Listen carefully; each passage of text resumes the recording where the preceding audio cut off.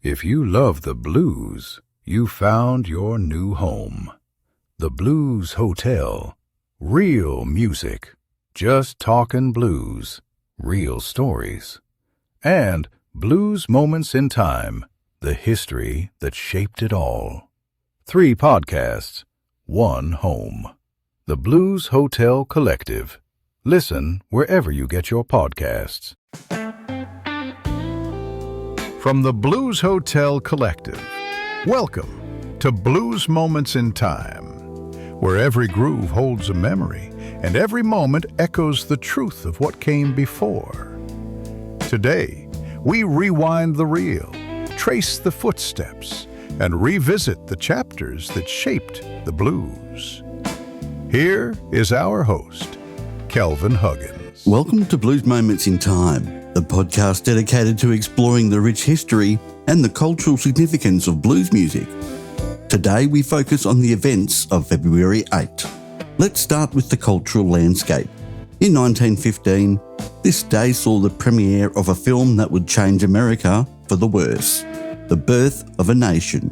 While it was a cinematic milestone, its racist propaganda forced the black community into a new era of vigilance. For the blues man, this wasn't just background noise. It was the reason the blues became a music of survival. When you hear the coded language in early Delta recordings, you're hearing the resilience of a people living in the shadow of that 1915 cultural shift. Now let's turn our attention to the political climate. Fast forward to February 8, 1968, in Orangeburg, South Carolina. What started as a protest over a segregated bowling alley ended in the Orangeburg massacre, where 3 young students lost their lives.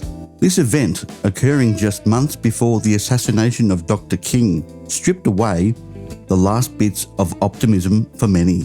It forced the blues to grow a sharper edge.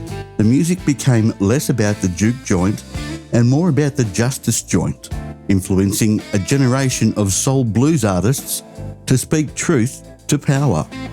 Now, of course, no discussion of blues history would be complete without exploring the music itself. On this day in 1956, the charts were buzzing with See You Later Alligator. Now, most people associate that with Bill Haley, but the true blues fans know that it belonged to Bobby Charles first. February 8 reminds us of that era where the blues was being borrowed to build the house of rock and roll.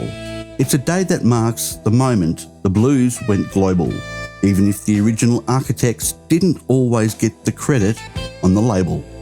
February 8 has also marked the beginnings of life for some incredible blues musicians.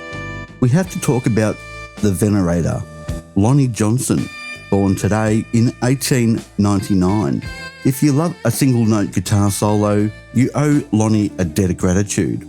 He was the first to take the guitar from a rhythm instrument to a lead voice.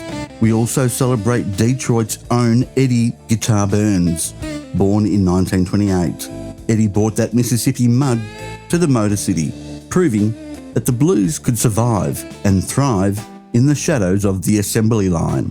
And sadly, February 8 has also been a day of loss. In 2011, we lost the great Marvin Cease. Marvin was a giant of the Chitlin circuit, a man who kept the blues alive in the South when the mainstream radio had moved on.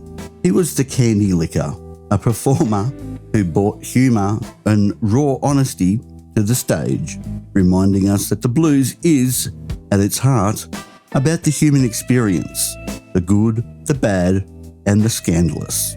And that's all the time that we have for today's episode of Blues Moments in Time. I'm Kelvin Huggins. Join us next time as we continue to explore the fascinating history of the blues.